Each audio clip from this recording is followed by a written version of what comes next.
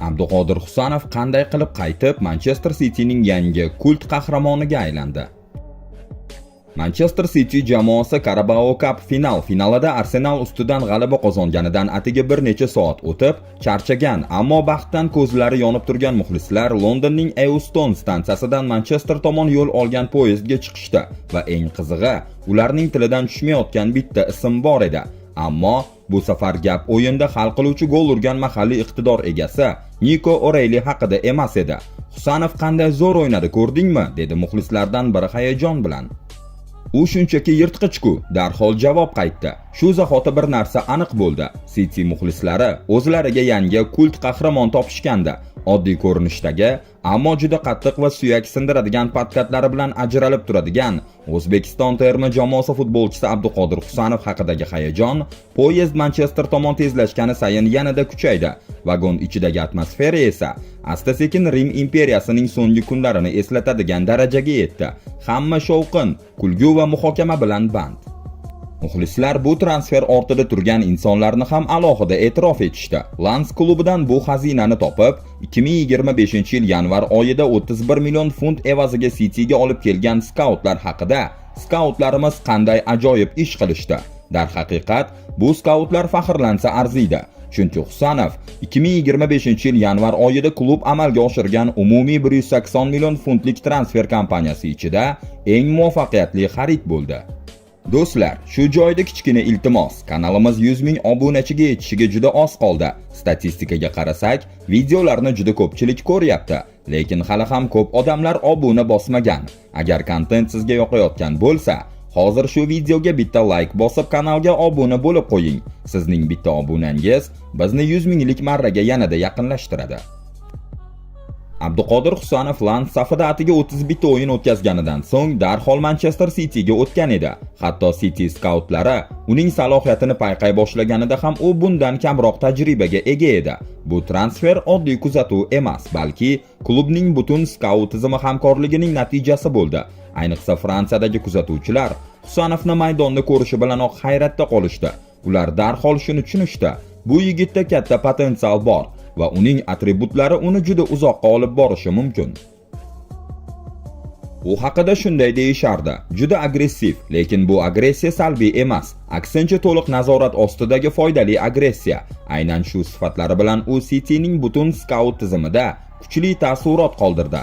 Shu sabab 2025-yil yanvarida uni olib kelish uchun katta harakat qilindi.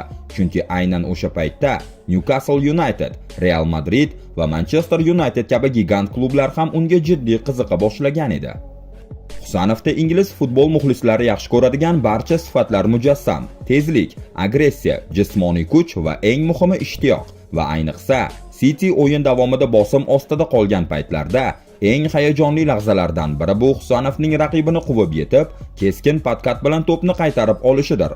Finalning ilk daqiqalaridayoq Husanov muhim epizodlardan biriga mualliflik qildi.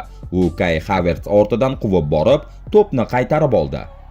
Keyinchalik esa u muxlislarni yana hayratda qoldirdi. Viktor Gyokereshga qarshi juda kuchli podkat amalga oshirib, stadionni jumbushga keltirdi. Bu epizod mashhur jurnalist Narzulla Saydullayevning gaplarini yodga soldi. O'zbekistonda shunday gap bor: poyezd urib ketdimi yoki Abduqodir, farqi yo'q. Avvalgi o'yinda, ya'ni Real Madridga qarshi bahsda ham Husanov muxlislarga umid uchqunini bera oldi. Garchi o'yin City uchun og'ir kechgan bo'lsa-da, u o'zining mashhur yuqori tezligini namoyish qildi. Vinicius Junior va Brahim Diazni ortidan quvib yetib, vaziyatlarni bartaraf etdi. Shuningdek, fevral oyida Liverpool ustidan qozonilgan muhim g'alabada ham uning hissasi juda katta bo'ldi. U o'sha o'yinda Muhammad Saloh va Ugo Ekitike kabi xavfli hujumchilarni deyarli o'yindan chiqarib qo'ydi. Afsuski, keyinchalik u miya chayqalishi tufayli maydonni tark etishga majbur bo'ldi. Abduqodir Husanovning eng katta quroli bu uning tezligi. Hatto CS Futbol ham uni yaqinda UEFA Chempionlar Ligasidagi eng tez markaziy himoyachilardan biri deb ta'rifladi. Bundan tashqari unda juda katta nafas hajmi bor, ya'ni u ketma-ket sprint yugurishlarni amalga oshira oladi. Statistikaga qarasak, u har 90 daqiqada o'rtacha 17,85 marta sprint qiladi. Bu esa Premier Ligadagi barcha markaziy himoyachilar orasidagi eng yuqori ko'rsatkich. Aynan mana shu yuqori tezligi uni Pep Guardiola uchun juda qadrli futbolchiga aylantiradi. Chunki City hozir tobora yuqoriroq himoya chizig'ida o'ynamoqda. Guardiola bir necha bor Husanov haqida u juda tez deb ta'kidlagan, lekin u faqat tezlikni emas, balki futbol aqlini ham alohida e'tirof etadi. Odatda futbolchida juda kuchli jismoniy sifatlar bo'lsa, u ko'p bosh ishlatmaydi, lekin unda ikkalasi ham bor. Shu sabab u to'p bilan o'ynashda ham tobora yaxshilanmoqda. Bu esa meni juda ruhlantiradi. U hali yanada o'sadi.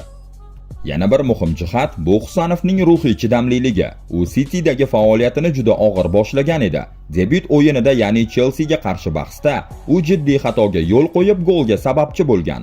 U Nicholas Jackson bilan havodagi kurashda vaqtni noto'g'ri hisobladi va keyin to'pni bosh bilan darvozabon Ederson tomonga qaytarmoqchi bo'lib, biz uchun kichik, balki futbolda katta xatodir. Nima bo'lsa ham xato qildi. Oradan atigi 1 daqiqa o'tib Husanov sariq kartochka ham oldi. Keyin esa u Cole Palmerni onsaytda qoldirib yubordi. Yana xavfli vaziyat yuzaga keltirdi. Lekin shu yerda uning xarakteri ko'rindi. U o'zini tezda qo'lga olib, Jadon Sanchoning zarbasini ajoyib blok bilan to'xtatdi. Shunga qaramay, yana bir beparvo harakati sabab qizil kartochka olish xavfi paydo bo'ldi va Pep vaziyatni oldindan sezib, uni ikkinchi bo'lim boshidayoq almashtirib oldi. U maydonni tark etayotganida muxlislar uni tik turib olqishlashdi. Lekin bu olqish ko'proq qo'llab-quvvatlash emas, hamdardlikka o'xshardi. Sky Sports'dagi sharh davomida Gary Neville shunday dedi: "Bu yigit uchun yig'lagim kelib ketdi." Abduqodir Husanov uchun ishlar boshida oson kechmadi. Uning UEFA Chempionlar Ligasidagi debyutida Real Madridga qarshi o'yinda u Kylian Mbappe va Vinicius Junior tomonidan ancha qiynab qo'yildi. Hatto sobiq Angliya darvozaboni Paul Robinson bu vaziyatni shunday izohladi: "U go'yo faralar qarshisida qolib ketgan quyondek edi. Oradan bir oy o'tib esa, u Brightonga qarshi uy uchrashuvida o'z darvozasiga gol urib qo'ydi. Bu uning 2024-25 mavsumidagi so'nggi liga o'yini bo'ldi. Shundan keyin u hatto City'ning so'nggi 4 ta uchrashuvi uchun qaydnomaga ham kiritilmadi." Shu sabab yozda u bilan bir paytda kelgan va deyarli bir xil summaga sotib olingan Vitor Reis Gironaga ijaraga yuborilgach, ko'pchilik Husanov ham ijaraga ketishi kerakmikin degan savolni o'ylay boshladi. Pep Guardiola bu haqida shunday dedi: "U biz nimani xohlayotganimizni tushunyapti va har safar o'sib boryapti. Juda aqlli yigit. Menimcha u yanada rivojlanadi. U doim ochiq fikrli. Ishonchim komilki, Manchester City'da ko'p yillarga yetadigan markaziy himoyachi bor." Bir yil ichidagi o'zgarishlardan so'ng City'ning markaziy himoya liniyasi juda kuchli ko'rinishga ega bo'ldi. Hozir bu pozitsiyada 4 ta top darajadagi futbolchi bor: Ruben Dias, Mark Gay, Joshko Gvardiol va albatta Abduqodir Husanov. Endi asosiy savol, qaysi juftlik asosiy tarkibga aylanadi? Husanov uchun bu yerda jiddiy raqobat bor. Chunki Ruben Dias jamoaning eng tajribali himoyachisi, Mark Gay esa yangi asosiy variant sifatida qaralmoqda. Joshko Gvardiol esa jarohatdan oldin markazga qaytgandi, lekin u chap qanot himoyasida ham katta tajribaga ega, ya'ni u yana boshqa pozitsiyaga siljishi mumkin. Husanov esa faqat markaz bilan cheklanib qolmaydi, u o'ng qanot himoyasida ham o'ynay oladi. Masalan, sentyabr oyida Manchester Unitedga qarshi 3-0 hisobidagi g'alabada u shu pozitsiyada yaxshi o'ynagan edi. Ammo Real Madridga qarshi ilk o'yinda bu rolda unchalik ishonchli ko'rinmadi. Bugungi zamonaviy futbolni hisobga olsak, City kabi jamoalar mavsum davomida 60+ o'yin o'tkazadi. Shu sabab ularga chuqur rotatsiyaga ega himoya liniyasi kerak va aynan shu nuqtada Husanovning ahamiyati oshadi. U ko'p frontlarda kurash olib borayotgan jamoa uchun juda foydali va kerakli futbolchiga aylanadi. Abduqodir Husanovning xarakteri juda oddiy va kamtar. U o'zini ko'rsatishga, ortiqcha shov-shuv qilishga odatlangan futbolchilardan emas. Shu sabab har bir o'yinda asosiy tarkibga tushmaslik ham undan norozilik chiqarmaydi. Pep Guardiola hatto qiziq bir detalni aytib o'tdi. Husanov o'yinlarga umuman sumkasini olib kelmaydi, chunki uning diqqat markazida faqat bitta narsa bor: o'ynash.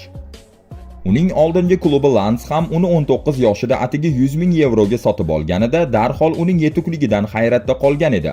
O'sha paytdagi murabbiy Frank Hayes shunday degan: "Men hayron qoldim. U 19 yoshli yigitga emas, 25 yoshli tayyor futbolchiga o'xshardi.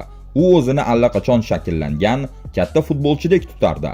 Texnikasi va jismoniy kuchi bilan bizni lol qoldirdi. Fabio Cannavaro oltin to'pni qo'lga kiritgan so'nggi himoyachi sifatida hamda Italiya bilan jahon chempionligini qo'lga kiritgan afsona Husanov haqida juda muhim fikr bildirgan.